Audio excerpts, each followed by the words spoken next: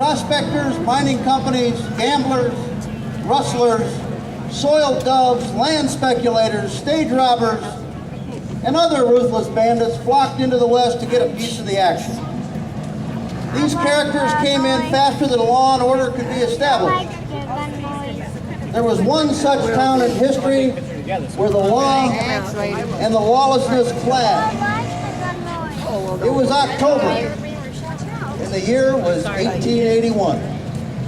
The place, Tombstone, Arizona. There was a new law in town that banned the carrying of firearms within the city limits that ignited the most infamous gunfight in the Wild West, the shootout at the OK Corral. A band of local hotheads that pretty much ran things around Tombstone at that time were called the Cowboys. They were all known to have quick trigger fingers, bad tempers, and bad intentions.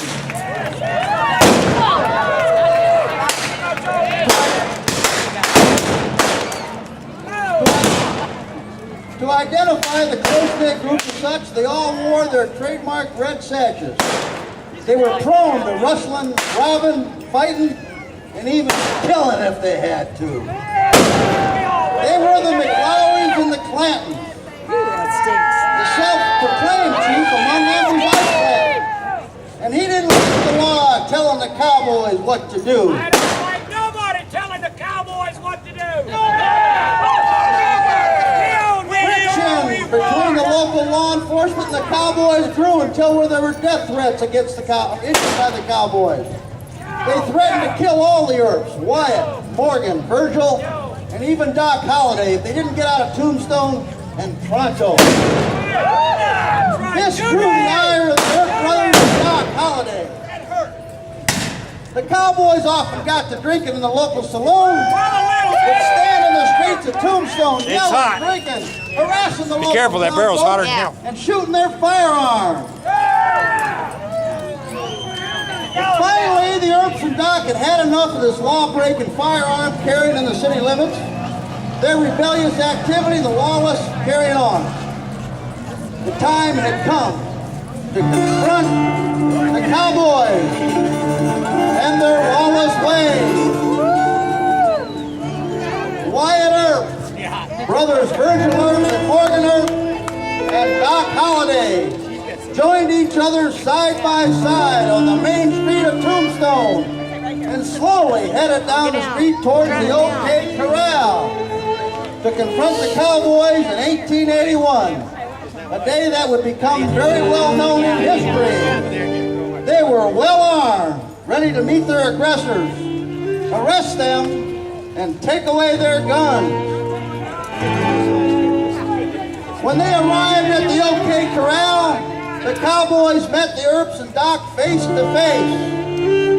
They were drawn up in lines facing one another at fairly close range. You could feel the tension and the electricity in the air. There were no good feelings among any of them.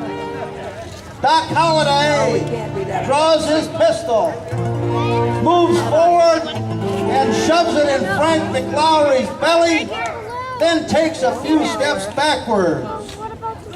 Virgil Earp commands the Cowboys, throw up your hand.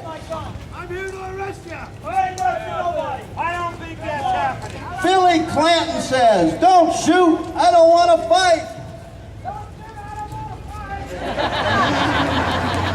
Tom McLaury says, I have nothing. Tom McLaury says, I have nothing. Though his shirt is untucked and seems to be hiding a gun in his pocket.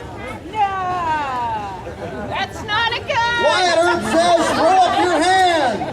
Throw your hands up. Then Virgil Earp says, we have come down here to disarm you and arrest you. I'm down here to disarm you and arrest you. He also says, throw up your hands, I want your guns. Throw up your hands, I want your guns. Ike Clanton begins to grapple with Wyatt Earp. who's just about ready to pistol whip him. The tension explodes, and the fight begins.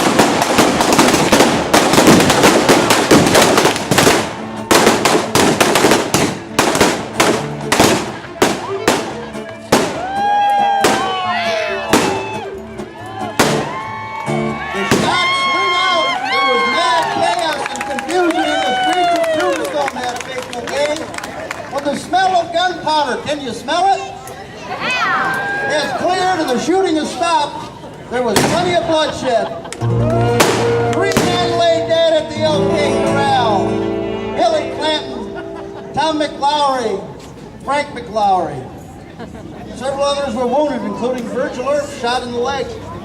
Morgan Earp, shot in both shoulders. Doc in the hip. And a few other cowboys wounded and dead. I got jumped. The only survivor of the fight untouched, the infamous Wyatt Earp.